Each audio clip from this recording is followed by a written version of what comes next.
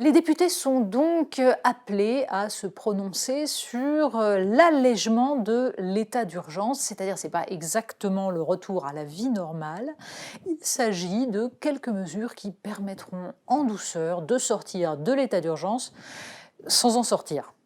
Parce que ce qu'on a compris, c'est que les mesures qui constituent l'état d'urgence ne seront finalement pas abandonnées. On en est exactement au même point que sur l'état d'urgence face au terrorisme, c'est-à-dire qu'on va faire passer quasiment dans le droit commun tout ce qui relève d'atteintes graves aux libertés publiques. Par exemple, l'état d'urgence allégé, soft, gentil, sympathique pour l'été, va nous permettre donc de bénéficier de cette formidable invention qu'est le pass sanitaire. Le pass sanitaire, ça consiste à rendre obligatoire soit un test, soit un vaccin pour assister à certains événements. Alors bien sûr, pour l'instant, le gouvernement tient à ce que cela ne concerne que les événements rassemblant plus de 1000 personnes, mais certainement pas l'entrée dans les restaurants, les bars. Ça se verrait trop, en fait. Là, pour le coup, il pourrait y avoir des protestations.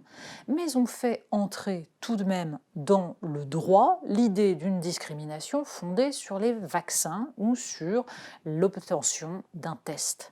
Bref, une différence entre les citoyens qui peut parfaitement apparaître comme totalement contradictoire avec les principes républicains. Alors là aussi, on peut nous expliquer qu'il est impossible d'inscrire son enfant à l'école quand il n'a pas reçu un certain nombre de vaccins. Mais ce pass sanitaire vient s'ajouter à d'autres dispositions de cet état d'urgence sanitaire allégé qui vont permettre de prolonger le couvre-feu, de prolonger le confinement local dans certains endroits en cas de reprise épidémique. Alors une question se pose. Est-ce qu'on peut réellement gérer le pays sans état d'urgence ?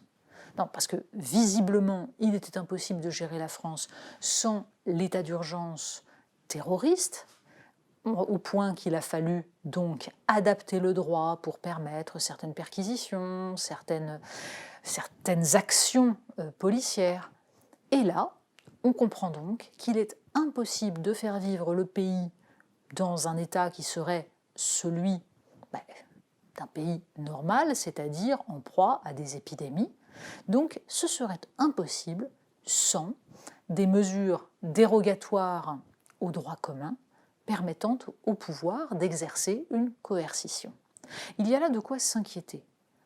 Soit on peut considérer que l'état de notre droit était dangereusement irresponsable jusqu'à présent et ne prenait pas en compte les enjeux évidents qui sont ceux de la préservation de la sécurité des citoyens, soit on se dit que peut-être il y a un léger abus de la part des pouvoirs publics qui ont trouvé dans des circonstances de crise une très bonne occasion de se débarrasser de la liberté des individus.